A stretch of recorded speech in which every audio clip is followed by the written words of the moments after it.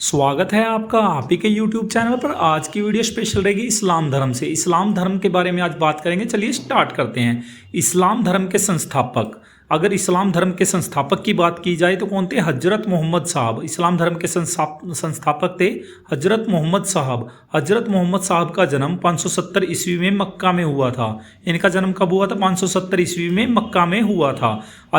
हजरत मोहम्मद साहब के पिता का नाम अब्दुल्ला, इनके पिता का नाम अब्दुल्ला और माता का नाम अमीना था। देखिए, इनके पिता का नाम अब्दुल्ला और माता का नाम अमीना था।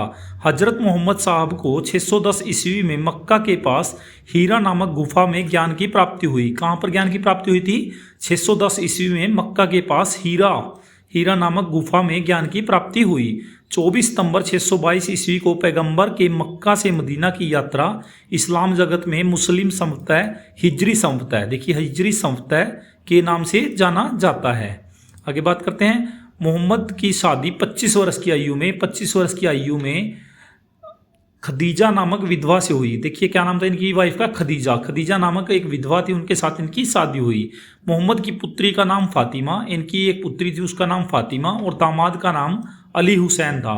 और जो फातिमा के हस्बैंड थे, पति थे, उसका नाम अली हुसैन था। देवदूत गैब्रियल ने पैगंबर मोहम्मद साहब को कुरान अरबी भाषा में संप्रेषित की। किसने की थी? देवदूत गैब्रियल ने।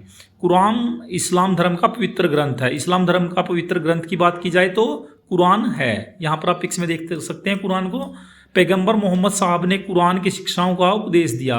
इन्होंने कुरान की शिक्षाओं का उपदेश दिया था। हजरत मोहम्मद साहब की मृत्यु 8 जून 632 ईस्वी को हुई। कब हुई थी इनकी मृत्यु? 8 जून 632 ईस्वी में। इन्हें मदीना में दफनाया गया। कहाँ पर दफनाया गया था? मदीना में दफनाया गया था। मोहम्मद साहब की मृत्यु के बाद इस्लाम सुन्नी तथा शिया, देखिए दो संप्रदायों में बट गया था। सुन्नी तथा शिया नामक दो पथों में विभाजित हो गया। सुन्नी उन्हें कहते हैं जो सुन्ना में विश्वास करते हैं। सुन्ना पैगंबर मोहम्मद साहब के कथन तथा कार्यों का विवरण है।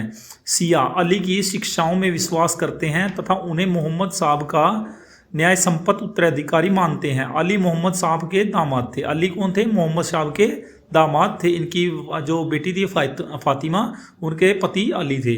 अली की सन 661 ईस्वी में हत्या कर दी गई। इनकी हत्या कब की गई थी? 661 ईस्वी में हत्या कर दी गई। अली के पुत्र हुसैन, अली का और फातिमा का एक पुत्र भी था, उसका नाम था हुसैन। उसकी हत्या 680 ईस्वी में करबला ईरान नामक स्थान पर कर दी गई। इन दोनों हत्या ने शिया को निश्चित मत का रूप दे दिया। पैगंबर मोहम्मद साहब के उत्तराधिकारी खलीफा कहलाए।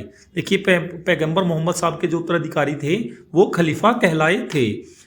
इस्लाम जगत में खलीफा पद 1924 ईस्वी तक रहा। कब तक रहा खलीफा पद? 1924 ईस्वी तक। 1924 ईस्वी में इसे तुर्की के शासक मुस्तफ़ा कमाल पाशा ने समाप्त कर दिया। कब किया था? 1924 में। तुर्की के शासक थे मुस्तफ़ा कमाल पाशा। यहाँ पर आप पिक्स में देख सकते हैं। इन्होंने 1924 में इसको समाप्त कर दिया। इब्र इशाक ने सर्वप्रथम पैगंबर साहब का जीवन चरित्र लिखा। किसने लिखा था? इब्र इशाक ने। मोहम्मद साहब पैगंबर के जन्मदिन पर ईद उल मिलाद उन नबी पर्व मनाया जाता है। ईद जो मनाई जाती है मोहम्मद शाह पैगंबर के जन्म दिवस पर ही मनाई जाती है। तो दोस्तों ये थे इंपॉर्टेंट फैक्ट्स इस्लाम धर्म से। तो कैसी लगी आपको वीडियो? Thanks for watching.